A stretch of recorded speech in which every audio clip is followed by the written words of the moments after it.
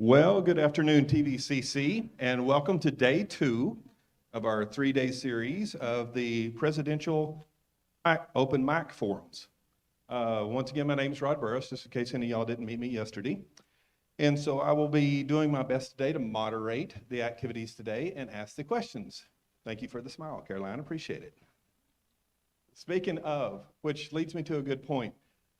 Yesterday, guess it depends on where I stand. Yesterday, Caroline and I were discussing the questions, and she had said, well, where'd you get these questions? The questions were not something that HR put together. This was something that a couple of weeks ago, Janine sent out an email, and so the questions were derived from the faculty and staff here at TVCC. And so all we did was kind of standardize them so that we could ask all 3 of the candidates the same questions, and so that's how we derived those questions, just in case anybody was interested to know. So we're going to do kind of the same thing as we did yesterday. I'm going to take a brief moment to, is there a dead spot right here? I'm going to take a moment to read the bio for Dr. Jason Morrison, and then after that I will introduce him, and then he has something special for us today because he's actually doing a PowerPoint presentation, and then after that we will go into our questions that are pre-prepared. Once we get done with that, then we will go to our satellite campuses and solicit questions from them, and then we'll have the open mic session here. So, as I asked yesterday, does anybody have any questions before we start? Excellent.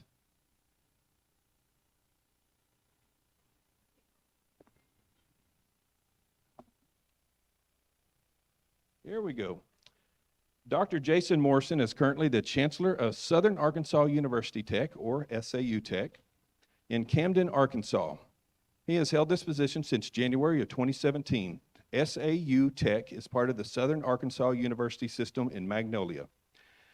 Jason formerly served as a Vice President for Academic Affairs at Carl Albert State College in Poteau. Did I say that correctly? Close enough?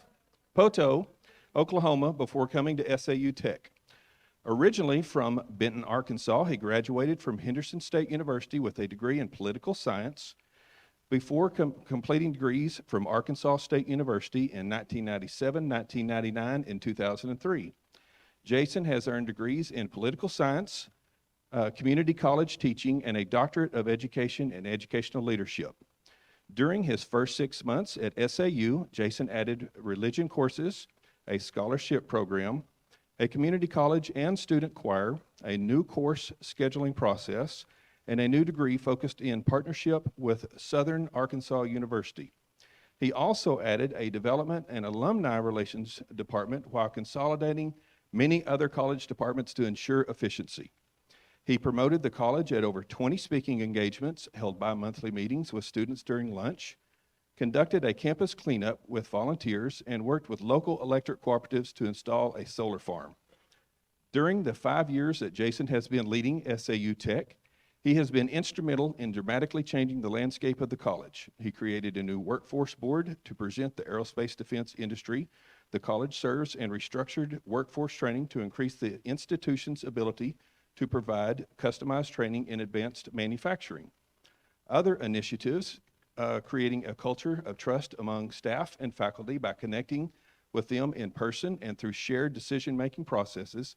Since January 2018, he added NJCAA baseball, men's and women's basketball, softball, cheerleading, tech scholars program, new academics programs in allied health, cybersecurity, and engineering technologies, large-scale grant projects totaling over $5 million, new student housing, and many other ongoing initiatives.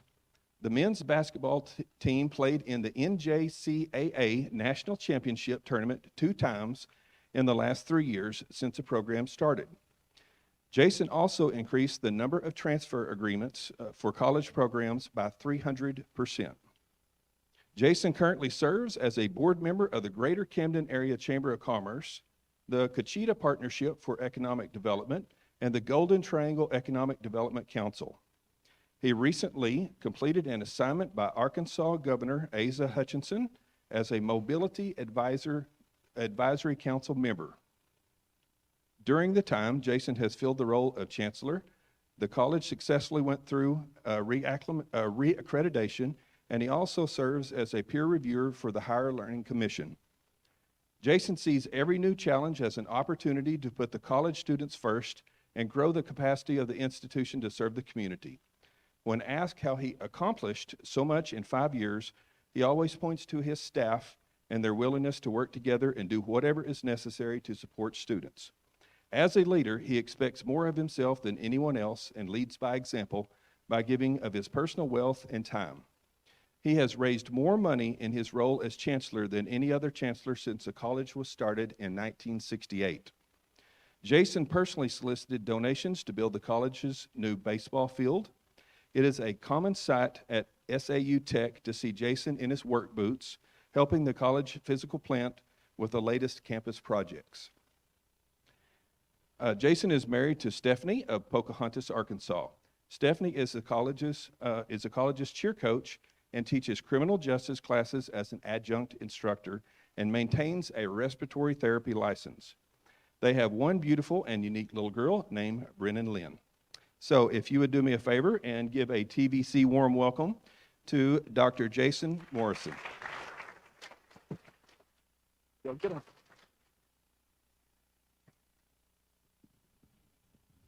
First off, I'll go by Jason. Kind of plain and simple. My degree will not define me or define me as a person. My work ethic is what defines me. And I am truly humbled to be here today to have this opportunity. I'm actually, for once in my life, nervous. And I'm normally with the mic in my hand. If you ask anybody that knows me, never get nervous with the mic in my hand.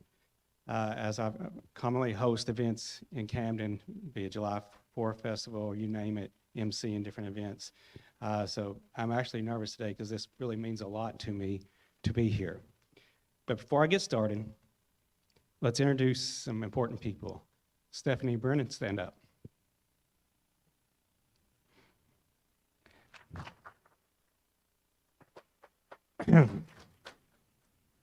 I appreciate everyone coming here today because this is truly, like I said, a humbling opportunity to be before you. Today is about the future of Trinity Valley. And I'm excited to be given an opportunity, if given an opportunity, to provide the leadership for the future of Trinity Valley. And I promise you, I will provide that excitement, enthusiasm that's going to move us into the future. Because it's going to be all of us working together as a team to move this institution forward. It is my desire to be your next president. Together, we will flourish and advance as a comprehensive institution of higher education. We'll be focused on increasing communications across the campuses. Our people, our students, will be focused on job training, preparing workforce, crosswalking credentials into degrees, providing relevant employable education, be it career, workforce, and transfer, giving second chances to those people that have had involvement with our criminal justice system so they can make a change in their life. We will provide two-year academic preparedness through our dual credit system and our transfer education programs, and we will work to increase our transfer education programs and our partnerships with our 4 years. We will also continue to work to advance bachelor opportunities, from our nursing program to bachelor's in technologies or applied science degrees, to give our students that pursue career and technical education an opportunity to complete a 4-year degree. We will continue to seek out community support through community education involvement and also growing our foundation and showing that our students at TVC, our community, all of our communities are behind our students and their education. Once our students know that we are behind them and we're empowering them, they will be successful. We will work all together as one. We will work tirelessly to promote the Trinity Valley brand. There's one thing I promise you. When I'm behind the institution, every aspect of my life is promoting that institution wherever I'm at. I believe us as an institution will be the most important institution, not just in our service area, but the greater East Texas region. Heck, why not the whole state of Texas? Because we can do it by promoting what we do and our passion for our students. All departments, all divisions, the campuses coming together to create a picture of success. A strong 2-year system will contribute to a stronger economy, both economically and socially. It is my goal to build upon the successes, and have had many successes. You already have an amazing institution, both academically and athletically. You can see it by just walking around the campus and meeting the people in the meetings I had this morning. If I am provided this opportunity to be your president, I will be a piece of the puzzle, just one piece. Folks, it's going to take each and every one of us to continue the success of the institution. Just because someone has a title of a president doesn't mean they're a more important piece. If you're missing a piece to a puzzle, the piece is broken. The puzzle is useless. So we all have to come together to put this puzzle together. There'll never be one more important piece than the other. As my little girl Brennan used to say, growing up when we used to play puzzles, when we're missing a piece, she'd say, "Daddy, it's broken. Fix it." I promise you there's one ability that I have. I know how to fix things. I know how to move things forward. I know how to find the best in some of the worst situations. I know how to see opportunities and make the best out of them. And folks, we're not having to do that here. We're already launching from a great launch pad of opportunity and success. Together, we will be the epitome of higher education. We will be good stewards to our students and community and a catalyst for growth. I ask for your support for me and my vision to lead Trinity Valley and give me the chance and the opportunity. It will not always be an easy road, but we'll do it together. And with everyone's input and contribution, we will succeed. I ask for your trust. I ask you to give me that opportunity to fail you first. Let me fail you first. But here's something I know in life. You never fail anybody if you never give up. I don't make it a habit of ever failing anybody because I do not have a habit of ever giving up. So give me that opportunity to fail you first. My visions and goals. As president, I must work to establish a clear vision for the institution as a whole through process leadership. That is my leadership philosophy. I believe everyone should understand their role and responsibility, be given the adequate training and professional development to perform those roles and responsibility, and given the empowerment to lead their areas. And through process management leadership, we will be successful as an institution. I will serve as your guide, your cheerleader, your biggest advocate as we work together to find new ways to advance Trinity Valley. Everyone must understand that it's going to take us coming together, not in silos, but tearing down those silos, having communication across the board to be successful as an institution.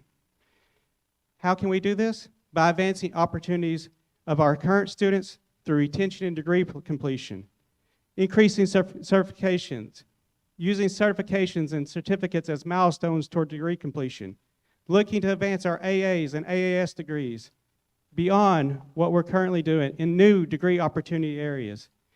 I'm about to, here in my PowerPoint, I'm going to unveil a plan. I've put together for you guys a plan of what I would like to see us do as an institution during the first 100 days, the first 100 years. One thing you will always get from me will be transparency. I will never hide to you hide about what I'm thinking, what I'm feeling, and what we can do as a group and as a cohesive unit. We will target new populations of students, no matter where they're at. We will go get them. Students today want to be wanted, and they need the support to be successful. They must know that we are invested in them, and they will become invested in us. That the future depends on our ability to support them holistically. We must show that our programs will have a payoff in return for all their time and sacrifice. Together, we will transform communities. First, we must retain and complete the students we have. Second, go find them, no matter where they're at. Next, build trust with all of our partners, inside and outside of the institution, by understanding the culture that we live, the culture that we're invested in, and the culture that we want to create. Next, we must seek new revenues and be good stewards of the current revenues that we have. We must be successful in the classroom. We must be successful in job training and transfer, and those revenues will come through retention and graduation. Performance grows success. How will this happen?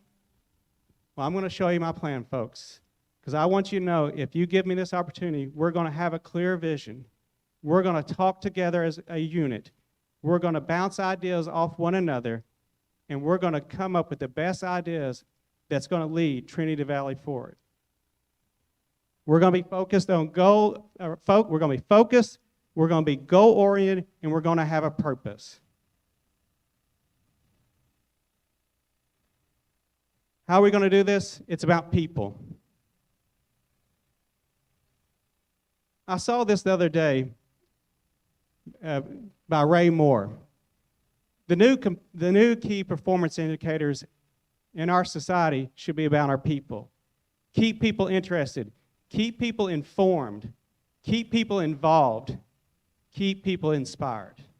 We have to work tirelessly to make sure that our people that work at Trinity Valley know that we support them, we believe them, and we are a family.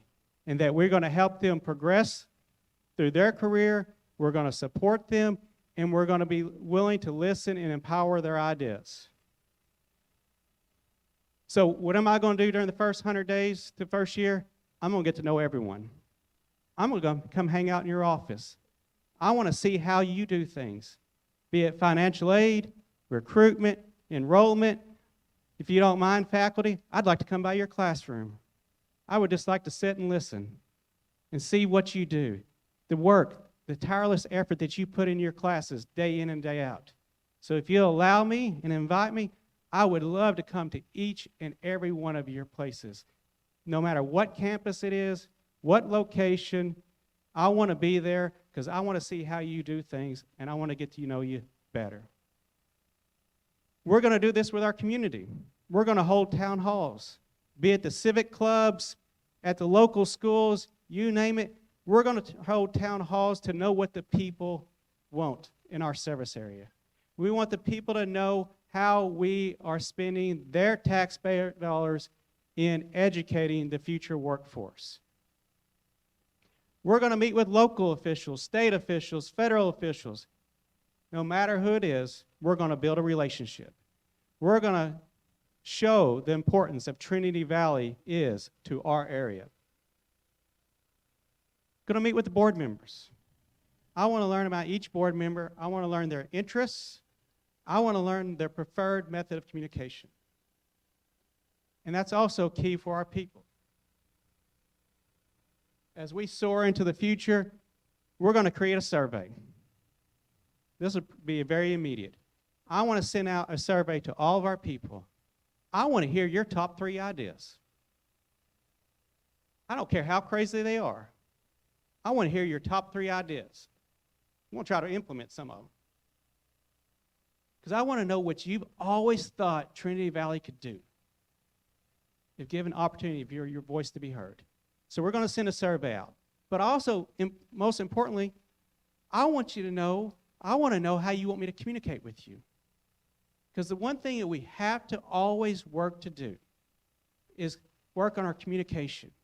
We need everybody, no matter what position you hold at the institution, you are an educator. From the people that keep these buildings clean, in tip-top shape, to the people that teach classes, to the people that go out and recruit students, it doesn't matter who you are an educator. Your voice is important. I want to know what you're thinking, and I want to know how you want me to communicate back with you. Because we have to know that we're all on the same page, we're all working together to be successful as an institution.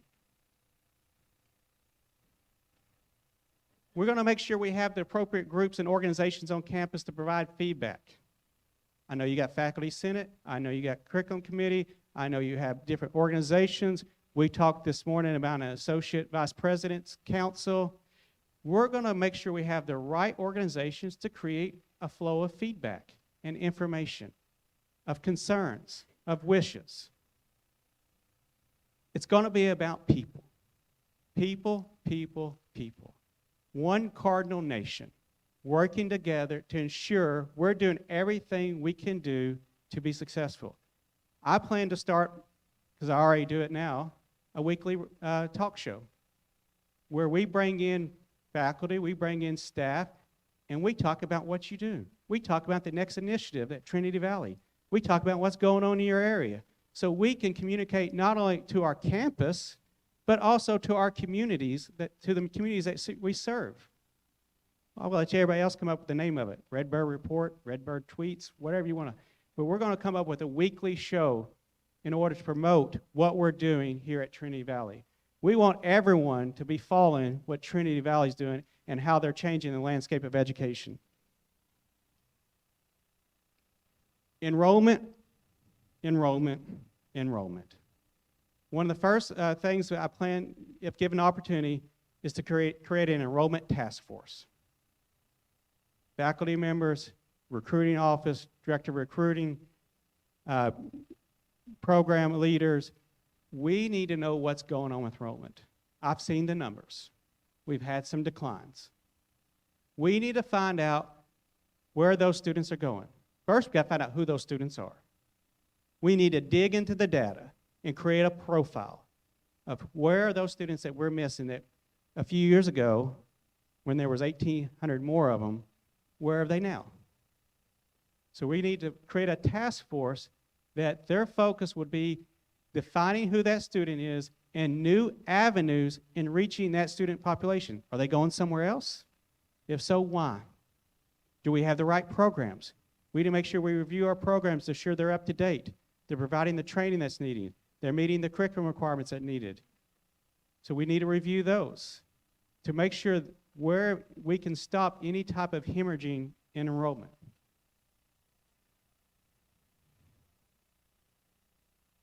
Some general campus goals. I talked about reviewing programs, getting employer feedback about our programs. Let's make sure the places that our students are being employed at, that we're getting feedback to how those students are doing. Do we need to make any changes to improve student performance? All of those things within our community that we're serving, how can we make things better for our students and their experience? We're going to set some goals. How about 70% retention? Because it seems like everywhere in Texas the speed limit's 70. So let's set some goals. 70% retention, 50% graduation. That'll go right in line with the Texas 60-30 initiative. We're going to be focused on making sure we have the right resources in the right place for our programs. We got to make sure we have the right programs. We're going to look for new programs. We're going to look for changes. Look at the new biennial report from the Texas legislature and the recommendations for the funding formula and the emphasis they have on some of the new degree needs or new job needs in our area. How do they fit into our mission? How do they fit into our opportunities? Look at ways to advance our nursing program, our welding technology program. What are the new trends? What are the specialized metals that our students can learn about? What is the job market? What are some new techniques and training they could require? We're going to be focused on all of our programs and opportunities that we can have to invest and add resources or allocate resource to ensure that we're meeting the needs that our students require to be successful. Student engagement. Got to know what the students are feeling. We're going to send the same survey out to our students too. What do you like? What are ideas that you have? Where are we missing the boat? This will be a little bit different than a SESI. It'll be a little bit more exact, more precise. But we need to know the students, what they're feeling. Where do they feel like they're being served? Where do they feel like they have opportunities to voice their thoughts, beyond student leadership and student government? What services are we not meeting? I know you have a counseling service. Let's look at health services. You got a food pantry that helps food insecurities. We have to better understand our students. A few years back, I created a little white page called about a student infrastructure. One day, I wish I was smart enough I could quantify this. I wanted to create an idea where you create a numerical value to a student's infrastructure. And that would help determine what support services a student would need before they enter onto your campus. Looking at first-generational status, looking at social economics, looking at community and cultural influences and things like that. So before they step foot on our campus, we know what we're dealing with. so we can pre-set up any support service a student may need to be successful. We got to be focused on the student infrastructure. Who are we engaging when we're talking about our students? We got to look at both traditional and non-traditional. We have to re-engage our non-traditional student population. This is a growth opportunity area for TVC, engaging those non-traditional students. And I think some approaches you already put in place, the high flex delivery mechanism, looking at our own online education. Maybe that needs to be a campus in itself, a true kind of virtual campus, a standalone campus beyond campuses here and in Kaufman County and down in Palestine, but a true standalone campus as a virtual campus. Look at all the ways we can to ensure our students are being engaged. We got to look at our infrastructure. If I know higher education, and I feel like I do have a good command on it, infrastructure is the key. HVAC systems, your water systems, all these things have to be addressed. We need to look at our plan. We need to create a more in-depth plan of how are we going to address an aging infrastructure. What are ways, what kind of grant money can we receive? What kind of support can we receive to invest in our infrastructure? I don't know about you, but I know where I'm currently at, we have HVAC units that are older than me. Luckily, we're in the process of replacing a bunch of them. But we have to make sure we have a rotational plan to ensure that our infrastructure, because if our campus does not look good, the students will not go here. You have a beautiful campus, but what are things that we could add? What are the extra attractions that we could have to help us in the recruiting process? Because a safe and beautiful campus is a driving force in recruitment. Information technology.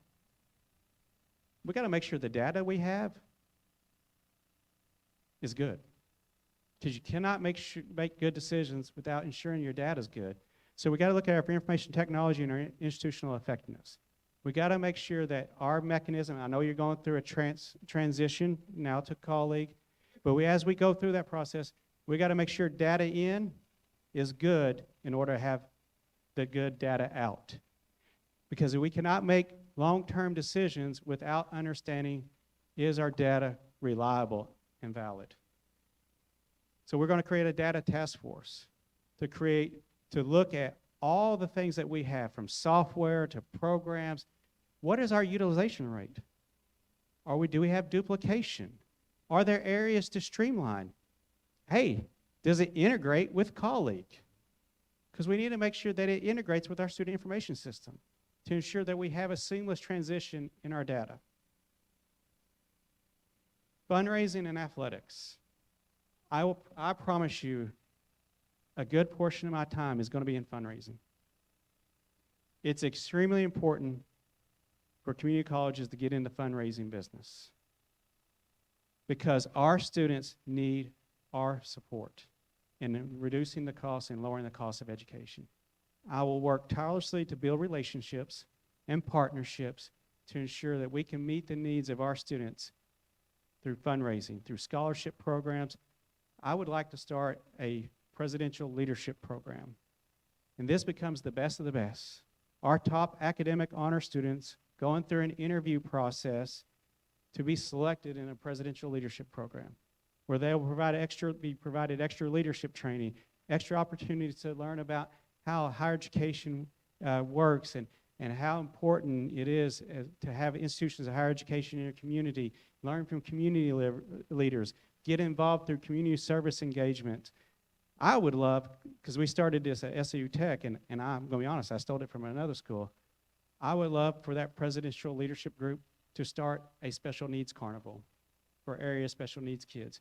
I would love it for every college in this country to pick a day and we all host a special needs carnival, so those children can have an opportunity to be on a college campus and experience a life as a cardinal.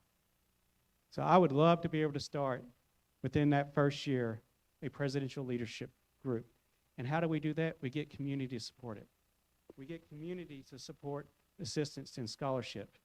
The way we do it at SAU Tech is we have donors that provide scholarships for housing, because we create a residential scholars community. And so donors provide a small stipend to help reduce the cost to their housing. And they serve our community, our college, as great ambassadors.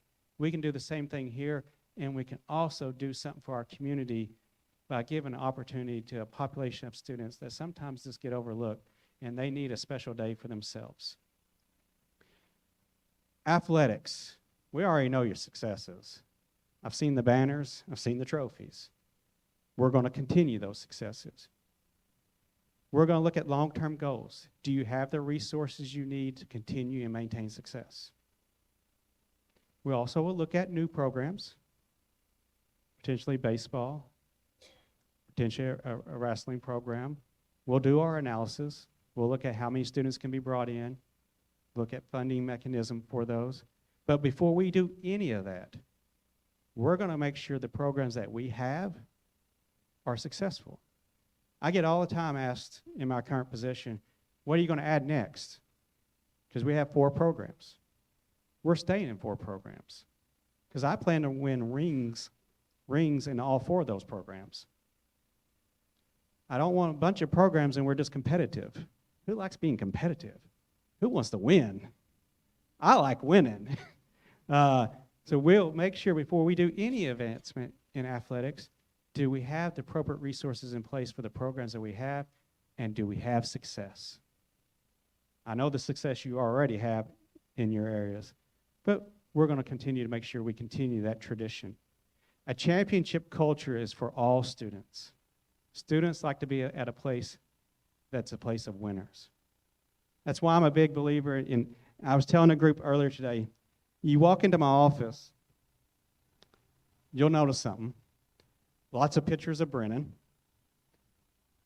No diplomas. My diplomas are not on my wall. They're in a box somewhere. And you're going to notice 2 quotes. One of them is from Nick Saban. I think everybody should take the attitude that we are working to be a champion. We want to be a champion in everything that we do, every choice, every decision, everything that we do every day, we want to be a champion. If you're the welding student, I want you to be the best welding student. If you're a nurse, I want you to be the best nursing student. If you're a teacher education student, I want you to strive to be the best teacher that you can be.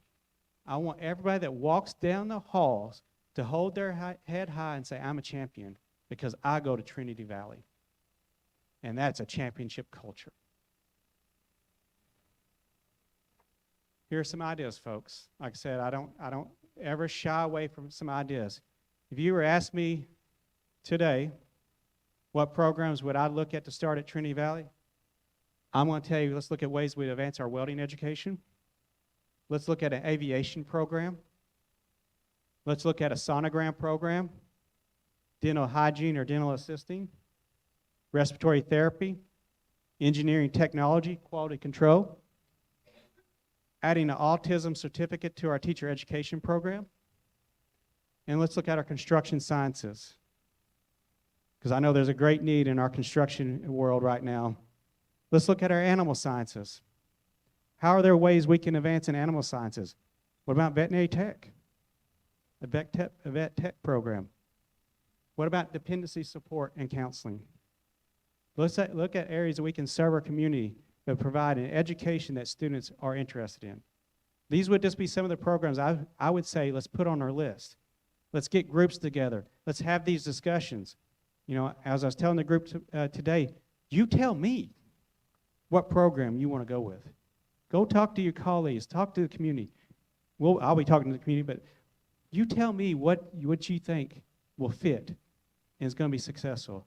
Get the recruiting office involved. When they've been out talking to students, students always tell us what programs we need, right? Do they not give you a list every time you're out there? Why don't y'all have this? Why don't you have that? You're probably compiling that information. Let's see that information. Let's know what we can do for the future. In general, like I said, I'd like to start a scholars program, a presidential leadership program. I'd like to look at our student clubs and organizations. Are we missing any organizations? What are organizations students may be interested in getting involved in?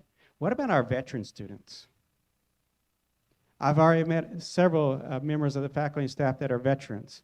getting them involved in a veteran organization for our students, giving back to the men and women that serve our country, ensuring they have the support they need to be successful. Non-traditional student organizations. Let's have cardinal tweets. Let's have special recognition. Let's look at our DEI initiatives. Do all of our students feel included on our campus? What are we missing to ensure that every student that comes on campus feel like they have a place, that they are home, and they feel comfortable to be a Trinity Valley student? And we're going to work a lot on customized training, because there's great opportunities for revenue generation through customized training with your area industries.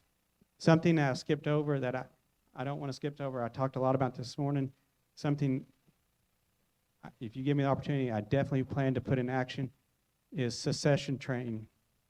We need to create a succession plan. We need to have training on campus where everybody is included and learns about their opportunities, learns about their strengths, learns about areas that they can improve, so they can put forth a plan of what their future at Trinity Valley looks like. Everybody. Doesn't matter what position you hold. If you have a desire to advance at this institution, we need to help put a plan together for you and ensure that we have professional training that's available for our people. Because our faculty and staff is our greatest advocates to grow in this institution. So if given the opportunity, get ready. I would love for us to do some succession training to ensure that you know where your place is and your opportunity and your pathway for advancement at Trinity Valley. What about the Cardinal brand? Folks, we're not going to let people walk anywhere without seeing it. We want it everywhere they go. We want it on all aspects of social media. We want it on all aspects of our community.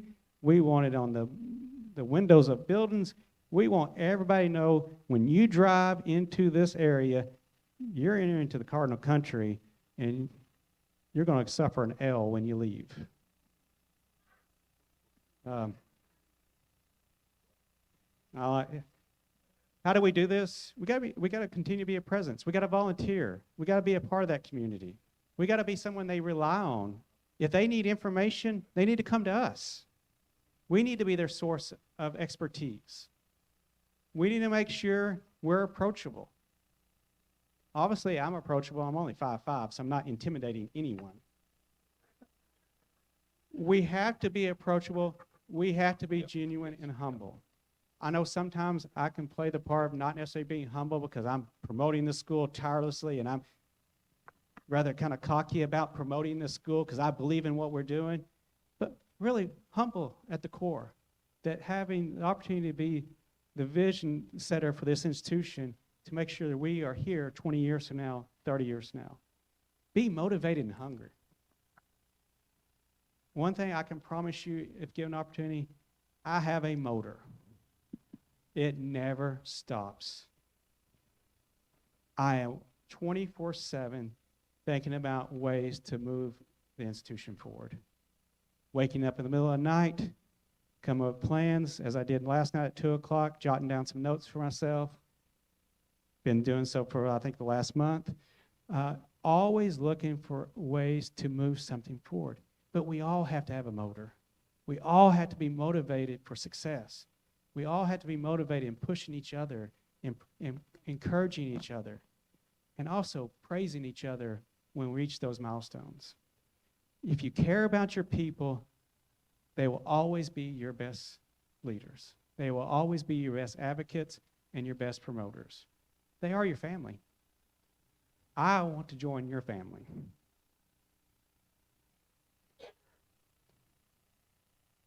I wanted to share a quote with you. This was actually, I was kind of pretty proud of this. I got quoted in a book that got published a few weeks ago. Actually, it really made me smile. I was like, wow, I'm a nobody. And here's a book out there. It's really good. It's a good book that quoted me in a book. Know the community that you're invested in, what's impacting its economic growth, what's being pushed for, and this was pertaining to the area I was at. With the probably 3,000 positions available, I see it as a responsibility of the college to go beyond what a typical community college service area is and attract students from all over who may want to come to the area and see a pathway to the career. We're not going to lock ourselves just here. We're going to look at unique programs that students may be interested from anywhere else, 100 miles away, 50 miles away, 10 miles away, and say, we have a program that you can come here, take back with you, and serve your community. Folks, we're going to have fun. I promise you one thing. I like to enjoy my job. I like to build that relationship with my people. And I want us to have fun. Create an environment of collaboration that will ignite the engine for success. Folks, I'm just going to kind of leave you with this and kind of in closing. I heard this on College Game Day years ago. Kind of a sports fan. And it was talking about people. And it said, no one wants to give up. However, people do choose to give up. I added something to it. I have a tendency to do that. You take a great quote, you add your own flair to it. I said, let's not make it a choice. Let's make success here at Trinity Valley their only choice. If we give people that choice, that's what they're going to choose. So I will leave you this in conclusion. Why me? I believe my values and core principles will provide for the right leadership. I believe in trust through transparency. I believe in leading by listening and then making the best decision as a whole. I believe in empowerment through ownership. And I believe in consistency. And everything we do, if we're consistent, then everyone knows they have an equal opportunity and chance to be successful in what we're doing. If you're still sitting there wondering why me, I do bring a strong academic record of success as an experienced teacher and experience as a leader. I've done the job. And I'm very proud in what we have accomplished in 6 years at SAU Tech. It has been transformative in what we have accomplished.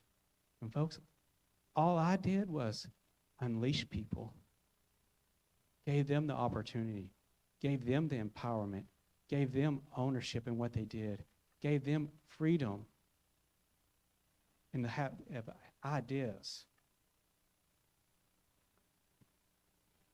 I promise you my family will be invested.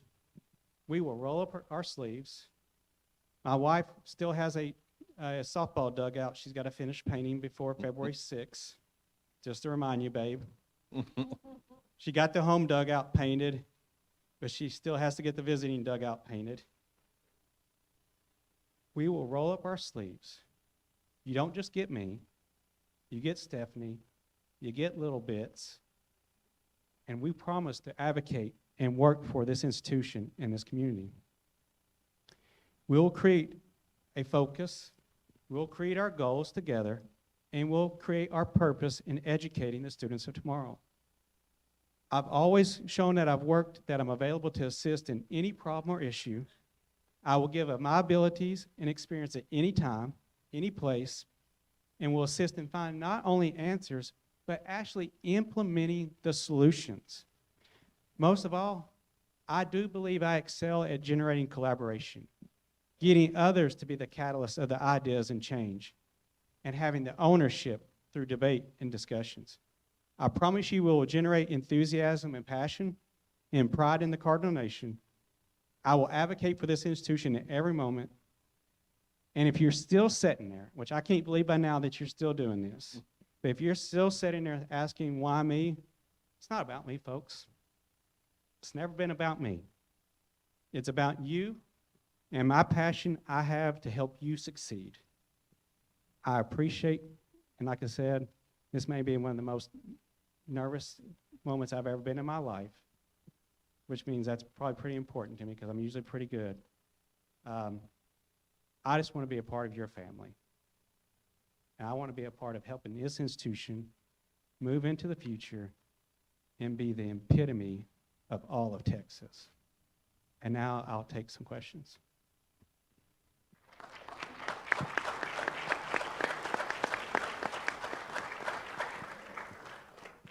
All right. Janine, what we need to start doing is we're going to go ahead and go to the satellite campuses. And so if y'all have any questions, Palestine, HSC, Terrell, please go ahead and ask them right now.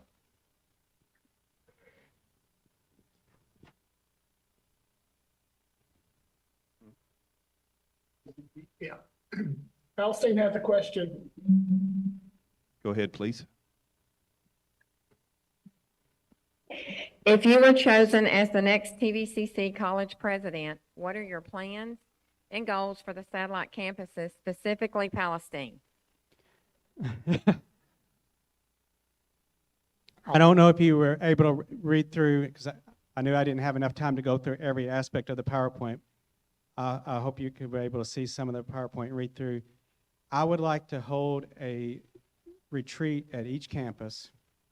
I'd like to see what the unique identity of each campus is, see where there are opportunities, hear from the people in the community, and hear from the faculty and staff of each campus to get their take on opportunities of growth and advancement.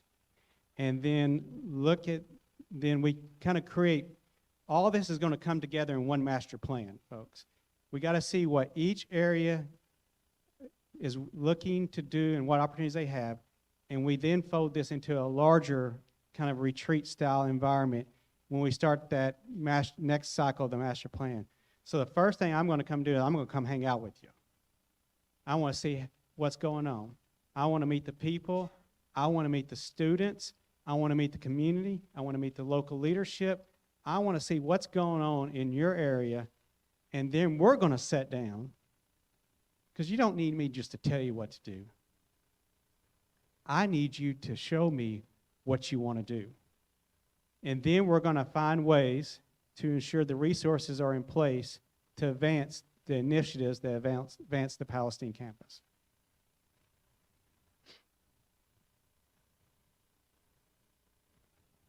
Jason, this is Deborah Earhart over on the Terrell campus. And one of the things that is very important to TVCC as a whole is our dual credit program. What is your experience with working with dual credit programs, and what are your plans of involvement with the dual credit programs at the TVCC? All right. One of my first teaching jobs after outside of ASU, when I started moving into full-time teaching, was as a concurrent instructor. I would stop at the high school, teach a concurrent class, and go to the main class. So I've actually experienced concurrent from multiple levels, from a instructor to dean to VP to now as chancellor. Concurrent education is important, but it's also kind of a double-edged sword, because we train a lot of students that never come to TVC. Now, some changes are happening with the recommendations on the funding.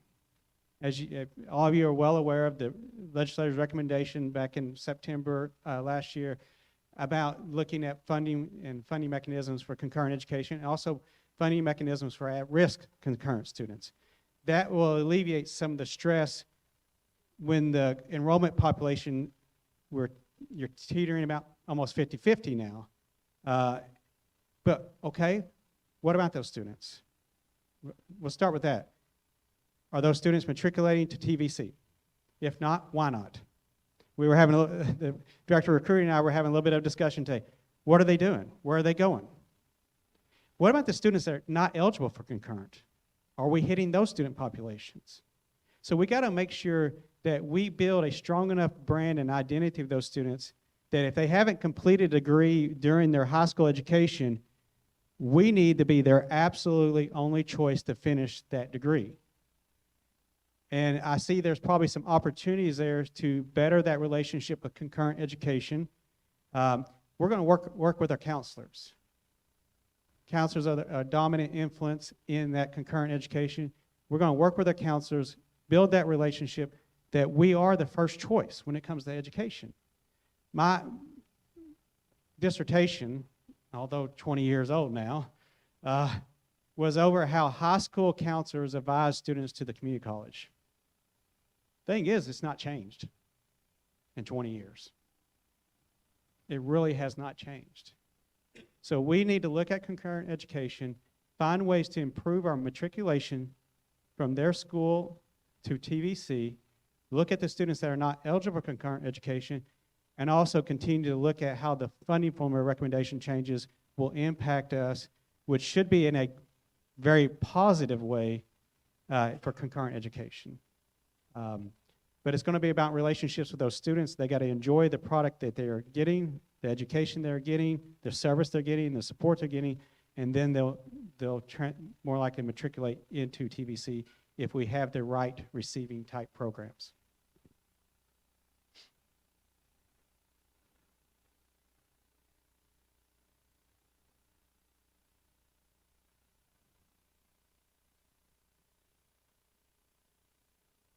Do we have any more questions from the satellite campuses?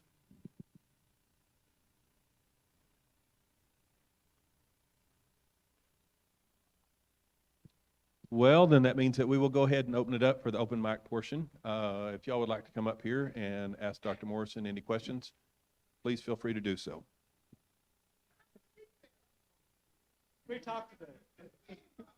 You don't have to ask this question because I'm gonna do it anyway, because we already talked about it and you had it in your PowerPoint, but I'm gonna do it anyway. So, I have here a job announcement that came out in January for a rural community college in New York. And in the job description, you can't get tickled. In the job description, it said, the new president must ensure that diversity, inclusion, and equity are woven into the fabric of the college. So, last year, statistics showed that 77% of the colleges and universities in the United States had diversity, equity, inclusion strategic plans. Trinity Valley is in that 23% that does not have one.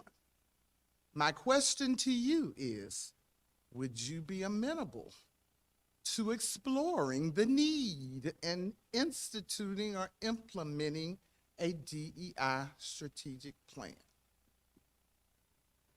I will say this, we're getting ready to be in the process of writing a new strategic plan. DEI has to be encompassed in that strategic plan. It's going to be an accreditation requirement. I know Texas is SACS, I'm HLC, accreditation is accreditation. Y'all got 14 points, we have 5 criterion. If you put them on paper, they all match up. Accreditation is accreditation. I can promise you this as a peer reviewer. An institution's commitment to DEI initiatives is extremely important. We have to show that our institution is a safe place and a safe haven for all students to receive their education. I'm very blessed. I'm at a high minority serving institution. 45% of our campus is African American. And I truly believe we've created a culture, and as I told you the story, I've told this story to some people. I was serving lunch, Thanksgiving dinner to our student population, myself and a couple of VCs. And they came through the line and they sat down. They didn't separate themselves. They're all sitting around each other, laughing, carrying on, just talking and hanging out. That's what I truly envision higher education is about. You come to college to learn about each other. You come to college to have experiences about each other. And I think you have to be committed as an institution in providing an environment so students feel safe and feel appreciated, because we have a growing Hispanic population in this area. They need to know Trinity Valley is their first choice for a trustworthy and safe environment for education so they can reach their end goals and dreams. And it's as more is probably for me as a personal matter, it's just because I love the experiences I've had from each college campus I've been willing to serve on, the people I've met. I love the experiences that Brendan gets to have. I mean, I'm not sure how many fathers would let their child ride the basketball boys team bus. I do. She plays Uno with them and different games. But what I like is because sometimes they can get a little rough, but how quickly they correct themselves because they know Brendan's there, and how they interact with her and how she learns from them about respect and admiration for people that may look different than she does. That's going to give her set her ahead of everybody. But I want all of our students to have that same opportunity and experience to learn from each other.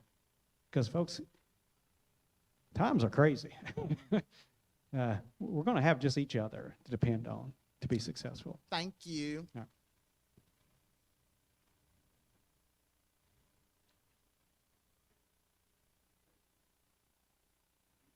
So you had a portion of your speech there towards the end that you said, you know, if I don't know how you could still be sitting there. If you don't know, then let me give you one more last thing.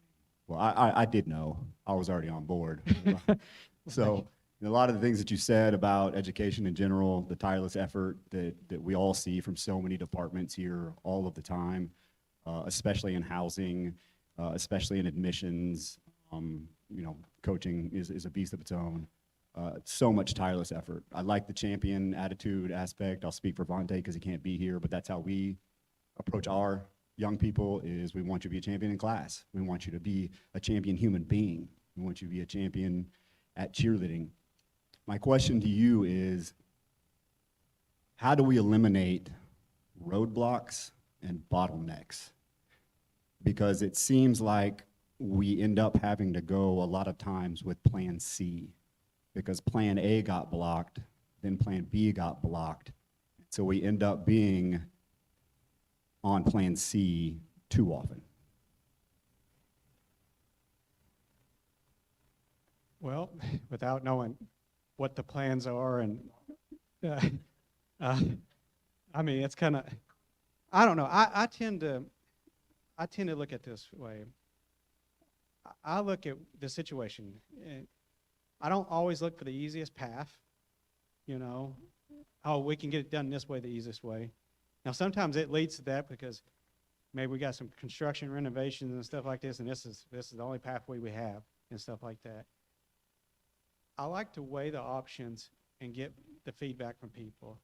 What's going to actually put us further down the road and where we need to be, even though it may be at times a little bit more of an investment now, but a lot of times those slightly more investment now have bigger payoffs in the end, and you actually recoup better return on your value.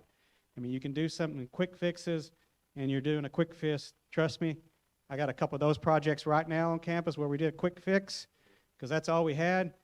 Yeah, thank goodness I got another grant because now I'm able to fix it better now. It happens.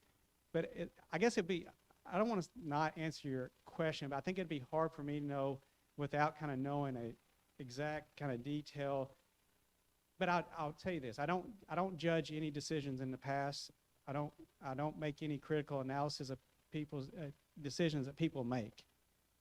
They did what they honestly felt was best at that time. And that's not for me. I can't speak for that.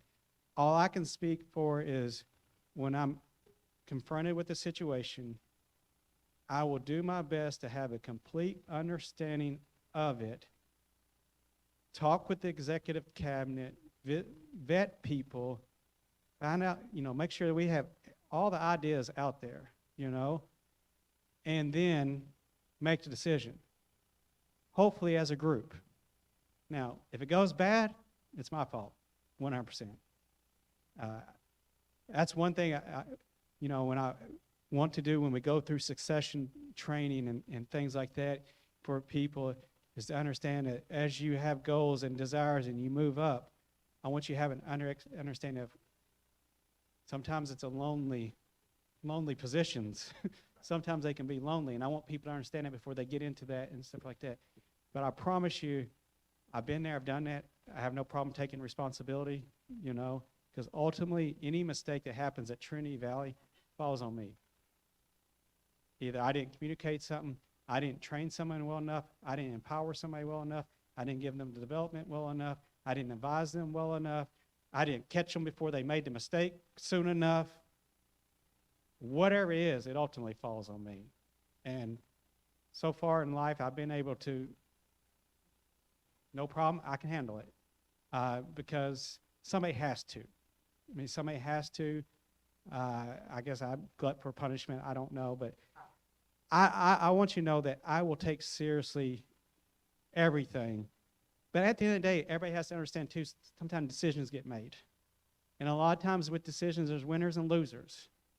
I don't want it to be that way, but also maybe it's not necessarily winners or losers. Maybe right now isn't the moment. One thing and I know you guys already do this. I've seen your strategic planning or your budget worksheets and stuff like that.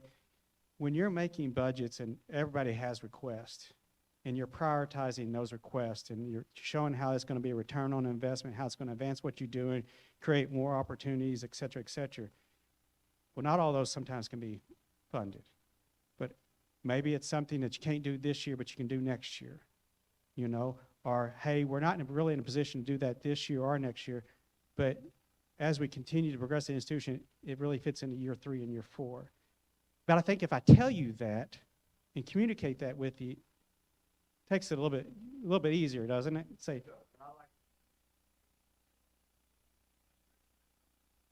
I mean, but sometimes you have to. I mean, it's 50% of the people are going to like you 50% of the time. At least 10% of the research shows that's true.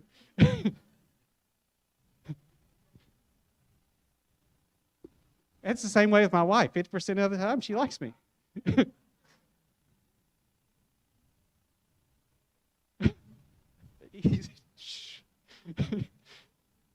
40. I heard that. No one else. I feel like I might need to sing. Okay. Oh, Thank you. Howdy. how you doing? My name is Ginger Morton. I've lived here 53 years. Yes, ma'am. I love this community. All right. I'm greatly involved. And if I don't know anyone here personally, they probably know my name. My question to you is, I know you have a wonderful, great family, and you're going to bring them. I'm wanting to know, are you going to bring any of your team members from where you're coming from? Number 2, I want to ask you, will you be making any drastic changes in the first 100 days?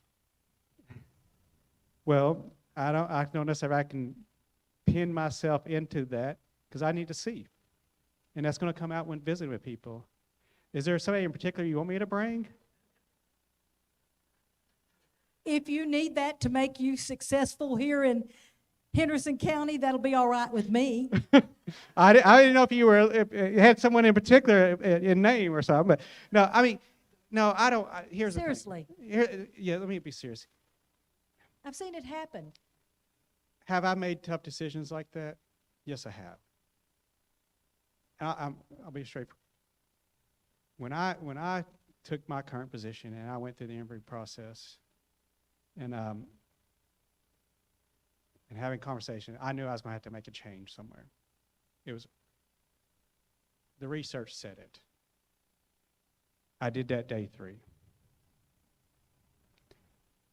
What was really, I don't want to say, not comforting, but in having my conversation, because, I'm part of a system, we have system representation.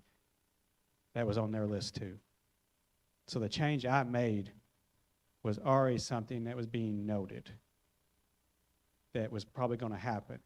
They were very impressed and surprised that I already knew it needed to happen, and I made it happen. And I promise you that decision is put where we are now as an institution, where we are now. It would have kicked it down the road. Now, I've had opportunity to visit with people. You got a good team, you really do, and I think it's a strong core. And I'm just asking for the opportunity to be a little bit of a motor, a little bit of a spark, and have that dialogue and challenge them and have them challenge me, and we go through all that and we get the best end product. Am I bringing someone with me? I don't. I mean, right now I look at a good team. I've had a chance to visit with your director of enrollment. She's a rising star. I can just tell you by the conversation. I'll go ahead and give her a cardinal tweet as a rising star. Um, but that's what it's about, talent, recognizing talent and being able to invest in that talent. And I think I would like to do some succession training and see how that comes about before any type of decision is made. You know, I mean, that's just it. You when those moments, you have to be 100% to the core, knowing it's the right action. And in my past experience, I've known when those moments are. And I don't want to say I'm comfortable in making those decisions, because no one should ever be comfortable in making a decision that changes somebody's life. But you have to deal with it, and you have to embrace it and understand that it's not about you as an individual. It's about the institution as a whole and what's going to move the institution forward. And I will never unwaver in making a decision that advances the institution in the right direction. It may bother me on a personal level that I hurt someone, because I don't like to hurt anyone, but I have a sole responsibility to make the institution successful. And that means making tough decisions sometimes. But I'm looking. Great answer. I'm- Great answer. Great answer. I see that you have true grit, and I like that. Well, thank you. Okay, I have one more Yes, question ma'am. for you. NAMI. Huh? Do you know what NAMI means? NAMI? NAMI. N-A-M-I. I want to bring it to Trinity Valley Community College. I'm an affiliate leader, the What- National Alliance Mental Institution. Okay. I brought it to Henderson County about 2.5 years ago. Very close to my heart. I'm very passionate. And there's great opportunity here at Trinity Valley for NAMI, because our students have a lot of mental issues, and there's a lot of challenges. We all have depression at some time or another. Maybe not all of us, but you know, I like to think I don't have depression, but sometimes I want to have it because I want to understand my son, but or other people that have it.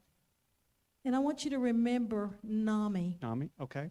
And we just got through with the singing cadets. We brought over 650 people to First Methodist Church. And it was a great concert.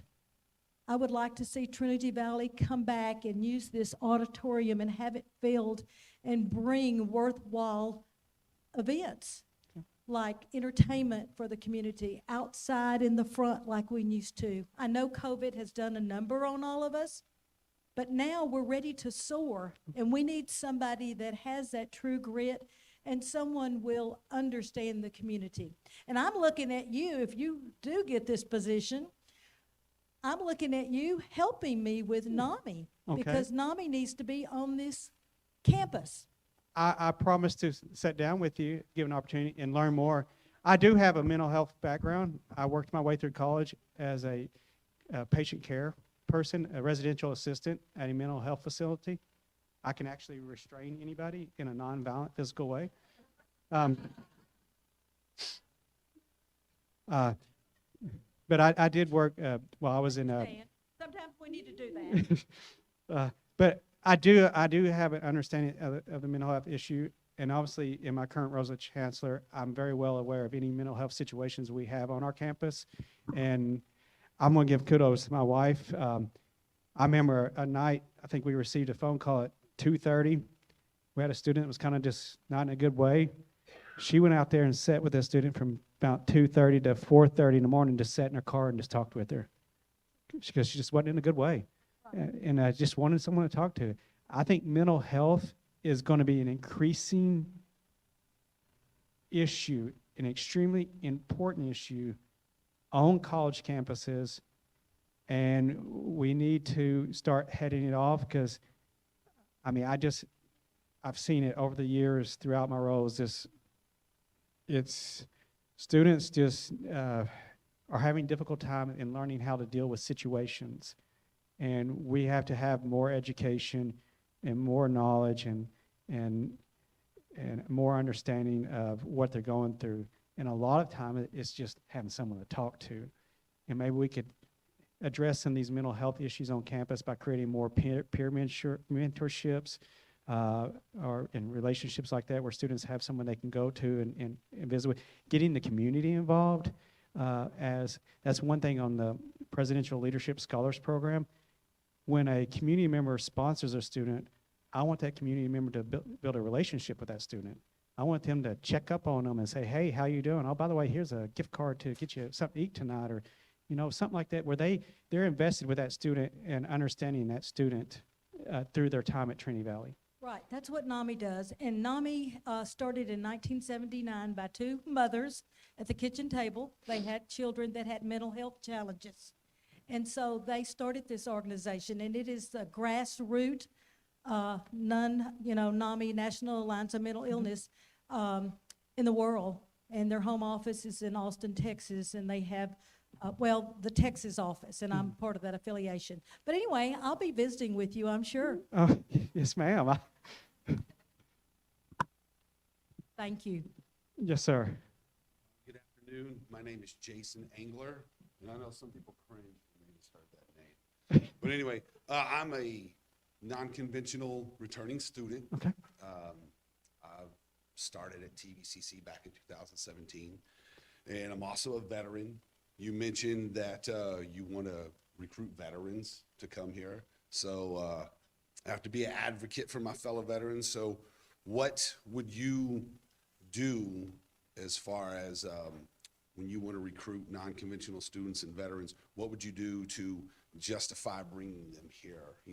How would you do right by veterans if they came here and used their benefits to go to school here? Because I hear some people say, oh, if you're a veteran, if you serve in the military, you get free college. Well, that's actually not true. We pay a high price for those benefits, and so we try to use them as best as we can. So how would you do right by those veterans and non-conventional students if they came here? Focus on the veteran population. I didn't see one. If I missed it, do we have a veterans lounge on campus? Do we have a veterans lounge? I do not believe we have a veterans lounge or a veterans organization. Okay. I think those are two areas. We created, at school I'm at now, we created a veterans lounge, a safe place for veterans to go. We have a local group that provides some snacks and water. But it's really just a place to study, a place that they know there'll be other veteran students. If there's students in there, they're going to be a veteran students. Just a place of camaraderie and support.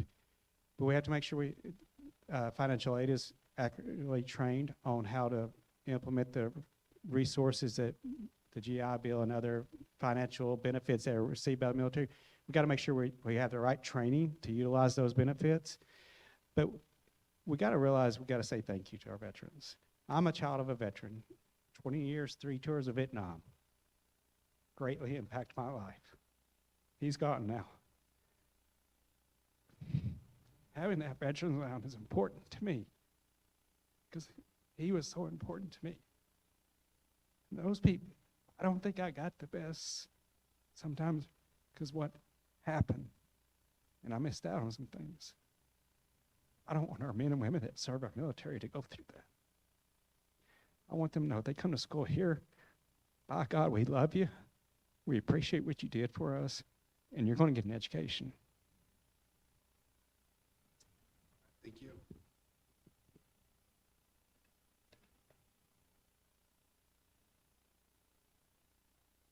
I apologize. No need to apologize. She will.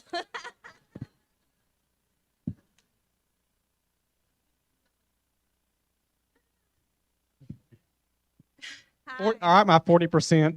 Thank you again for even being interested in TVCC.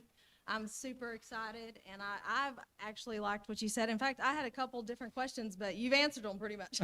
But I thought I would go ahead and just bring up something that was brought up yesterday. Here, if you look at our fact book from 2019, and you look at the vice presidents there, 4 or 5 of them have changed and turned over, and we've actually, that has trickled down as well for other positions in the administration. So we've had changes in just day-to-day stuff. with policies and stuff like that, just changes. And then you've mentioned colleague, we just had changes with colleague as well. Couple of the departments, English and math as well, have had developmental programs had to be revamped into the Texas co-requisite courses. So we've had that changes, and now we're about to face the 8-week changes that we're moving from 16 to 8-week.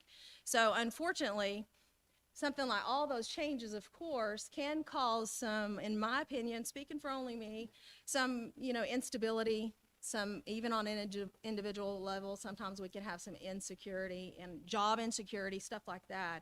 And so just talking about faculty and staff morale, what are some of the things that you could do? You've already answered this pretty much by just some of the things you were talking about, but just what would you do to kind of help us feel stable, to help faculty morale increase? Well, first, I hate to be like, I'm going to turn it on you a little bit. I'm going to say, what do you want me to do? Communicate, Okay, talk to us, okay. listen to us like you've already said, Because hear what we're there saying. may not be anything magically I can do. Having been Right. a faculty member, I've gone through that sometime where it's like, and it's communication, because sometimes decisions get made you don't always understand because you're so busy wrapped into your students and your class and and Right. stuff like that, and sometimes you miss things and things like that. So sometimes it's not always that it was a bad decision or anything like that or a wrong decision.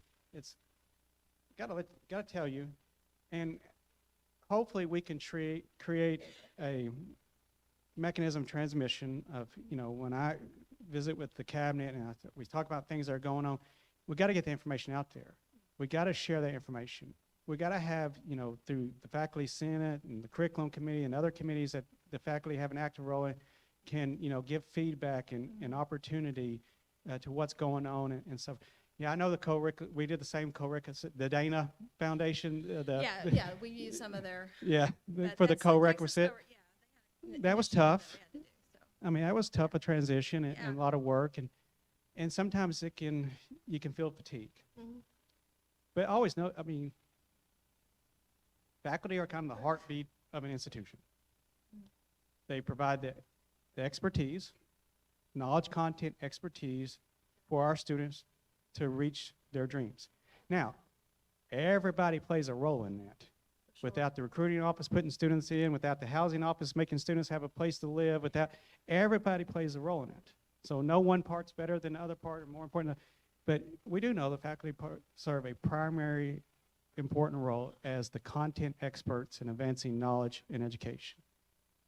So when you're feeling fatigue sometimes, you just got to you may not always hear it, but you got to trust that I'm fighting a good fight. I'm working hard every day. I'm trying sometimes to get these students, they're always not necessarily motivated all the time. Some days they have bad days too, to get them moving in the right direction. And just know that even if you don't hear a thank you, your people appreciate what you're doing. And they value what you're doing. Sometimes the most admirable work goes unnoticed. But we will try to find ways to recognize. And, I'm telling you, people may laugh about my Facebook show, but bringing in faculty to talk about their program and bringing students in to talk about their program is great for recruiting. But also gives us a little chance for people to get to know that faculty member and what they do and how they approach their classes and really just kind of show respect and admiration to you as a person. Absolutely, I love that idea. We've got some great faculty, and just for them to feel valued, just like you said, not just faculty, but staff as well. And if I could ever teach us a political science or a sociology class, I try to stay away from the political science because that can be way controversial. If you ever need a sociology class, I miss that interaction. Well, that's right. I truly miss that time with the students. And just getting to know them on a different level. Hey, I'm not the chancellor guy. I'm your instructor. Let's talk about the subject matter. And I can see how you'd miss teaching, because teaching is really. Thank you. You're welcome. Oh, Hi, I'm Janet Green. I'm the director of the advising office. Dana said a little bit about this, that we're moving toward the 8-week semesters and programs. I think that there is a lot of concern, unknown, how it's going to be implemented, how we all are going to survive it. So can you speak to how you would handle that? We do have a mixture of 7, 8 week and traditional 15, 16 weeks semester. I would have some questions. I have questions about how it impacts athletic eligibility and requirements and things like that. I know that's going to be something on the radar because maintaining 12 hours at all, blah, blah, blah, looking at those things. So there are some things like that. Always anything new like that is going to have bumps. Go ahead and just get ready, because usually for 2-year colleges it takes 2 to 3 years. Then the students then adjust to it, and sometimes we adjust to it by then as well. But I can't say that it's going to just be painless, and it's good. There'll be bumps. I mean, I've had friends and colleagues that have made transitions very similar to that, and there's always things that pop up and come up, and you just got to sit down and address them. How do you balance out a student load because I'm thinking you're doing 2 classes per 8 weeks, maybe 3 one time, 2 next time. You really want to keep 15 hours because 15 hours is matriculation to graduation. Luckily, you don't have progression in your funding formula right now like that, where students have to hit 15, 30, 45, and 60. If you don't meet that, you could lose funding. So there's advising. We're just going to go sit down and put it on the table on how do you currently advise your students when you're balancing their load? Because the number one thing I see when it comes to advising students for their academic career is not keeping a balanced load for the student. From the day they start as a freshman to the day they end, sometimes they get overloaded as freshmen, and that sets them up to failure through the next semester because they end up having to drop a class, and it just creates a ripple effect. We're going to have to sit down and look at some different plans and options for all of our programs. Your cohort programs, your workforce training programs are a little bit different because they're a little bit different mechanism. They tend to have, they're typically more kind of like competency-based. When you get into some of your workforce education type programs, they're very competency-based driven, even though we're not a competency-based approved institution. But in actuality, that's what they really are. If you're going to be this, you're going to learn these concepts, you're going to have checkoffs and things like that and things. So those would probably have easier transitions than some of your traditional type classes in balancing science lab loads, math lab loads, English loads, and stuff like that. All I can say is it's going to be tricky, but it's not doable. It is doable because there's a lot of data out there, places that have done that. We may have to visit with some of those places and so forth like that, and maybe we get some Zoom meetings with the faculty at some of those places and sit down and just get it all out there. Say, you've been doing this for 3 years. What was the best thing you saw and the worst thing you saw? And just have those conversations. Maybe through those conversations, it can help alleviate stress among faculty and the recruiting office. I can definitely see the recruiting advising office is going to have some, because you're going to have to figure out how, for so long you've had course sequences, right? You've had their plans laid out for them. I don't necessarily think it's going to flow the same, because not saying some classes are easier than others, but some things can be more strenuous and more time consuming than others, and that's going to have to be balanced out differently. I worked, when I was an instructor, I did advising. I had a group of students, 75 to 100, I don't know how many I did per year, but I was in charge of advising. And I always kind of focus on their strengths and weaknesses as a student to put them in the right class. I was the one that said, if they didn't like math, I'd be like, you want to do it in summer? And they're like, summer? I said, you do it every day. You have no choice but to do it every day. So you got no option to get behind. And in 4.5 weeks, you're done. Or if maybe they didn't like my class. Well, listen to me for 1 month straight and you're done. You don't have to listen to me for 3.5 months. But I don't have a great answer for you, but it's going to be tricky. Because anything that's very big, and it's gonna take some time to work through that.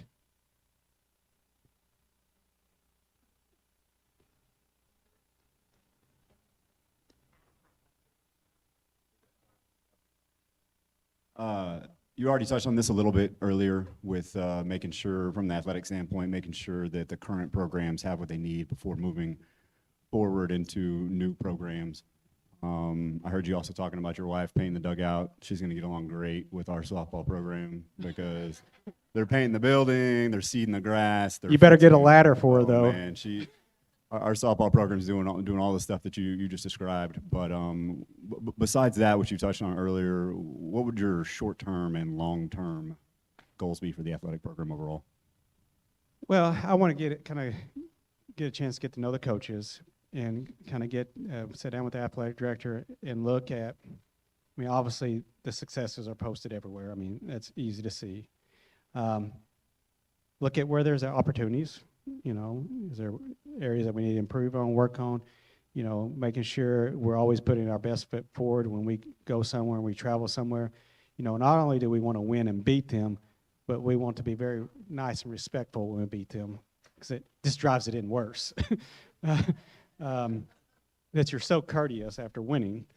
But we just kind of need to sit down and look at everything. Let's look at the budgets. Let's look at, you know, do we have the resources in place? You know, visit your training facility over there.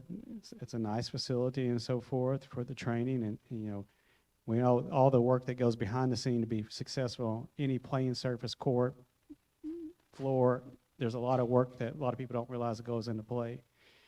I just want to make sure I don't want to sit here and say, because I do have ideas that, you know, looking at programs, you know, and things like that, but I want to make sure we're not taking away from something, and that hurts, you know.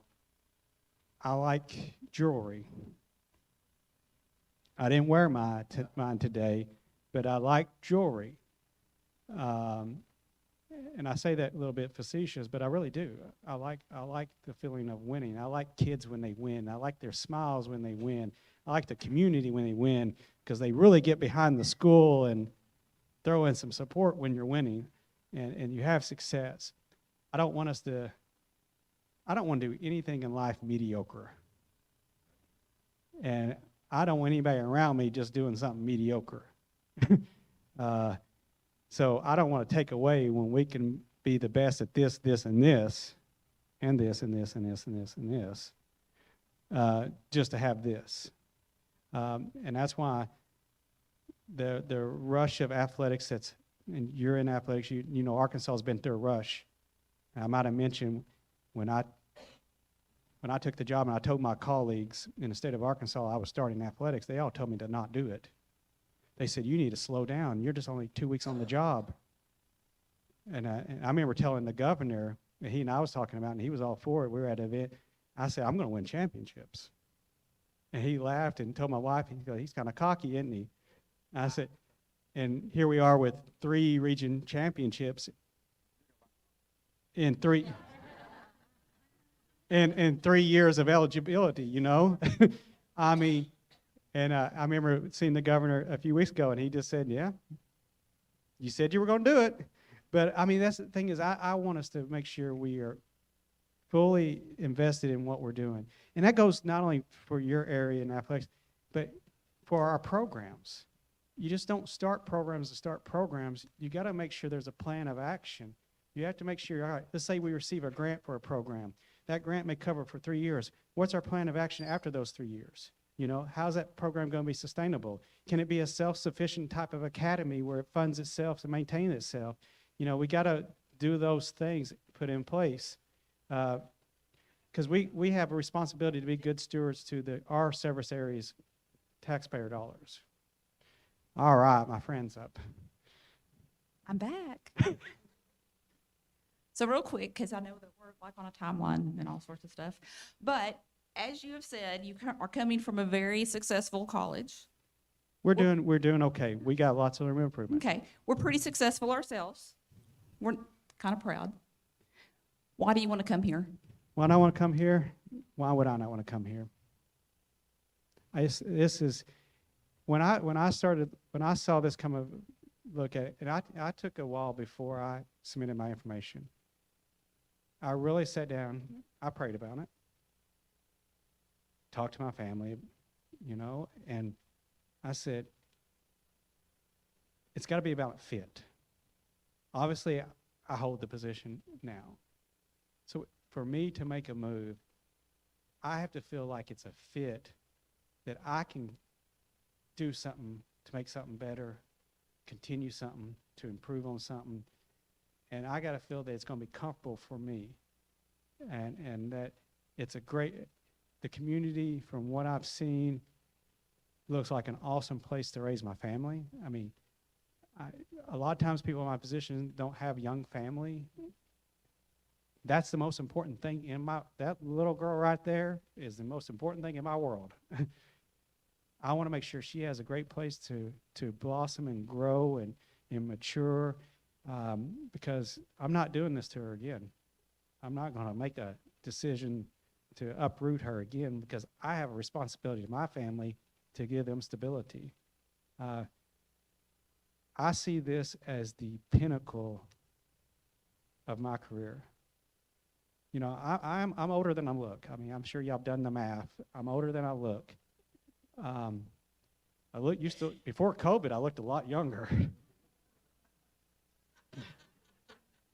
Contact tracing, and when Steph and I moved into the dorms because we wanted to be near our students to provide safety for them, and Steph, Brennan, and the dog moved into a dorm room for weeks at a time just to be there near our students, I think that aged me as well. I see this as kind of I really was decent. I got a cream of the top position at a place that is going places. I really was pretty good, you know? I don't necessarily think I'm that good. I honestly don't think I should be here. I think there's more worthy people, to be honest. But I promise there's one thing, no one outworks me. I guarantee you. There's not a person in this world that outworks me. I mean, I learned to drive a bulldozer this summer to build a baseball field, you know?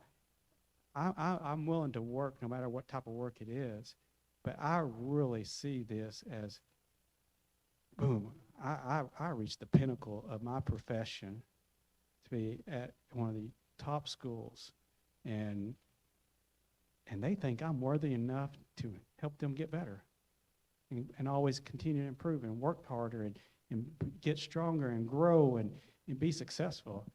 I mean, who knows what's going to happen? I don't. I mean, someone does, but I don't. And but yeah, I've enjoyed visiting with the different groups today. It is the passion, the motivation, the energy. Caught a few people in the hallways and talked with them. Got a few hugs.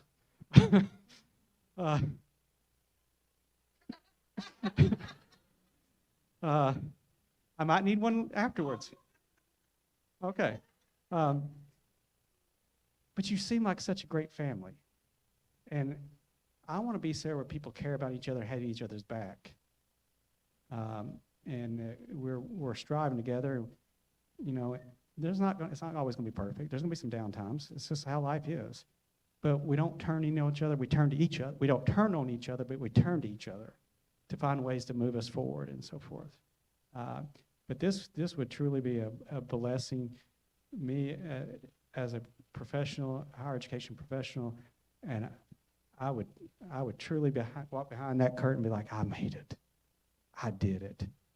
I did something, you know, that I honestly thought never would have happened. You know, you got to remember when I became a dean. While I was trying to become a dean, someone actually told me, "You can't be a dean." I actually had someone to my face tell me, "You can't be a dean." Folks, I've been a chancellor for 6 years now. That was 5.5 years ago when someone told me that.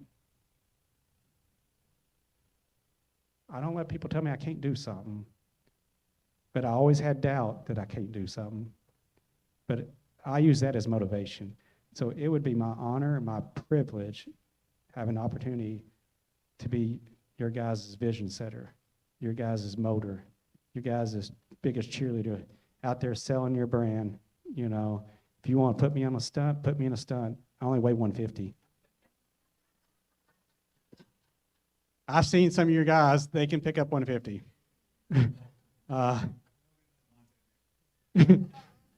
But I'm gonna be a little bit, I would truly sit here and think, oh, I made it. Plain and simple, I made it. Thank you. All right. Well, if y'all would do me a favor and give a hand to Dr. Morrison.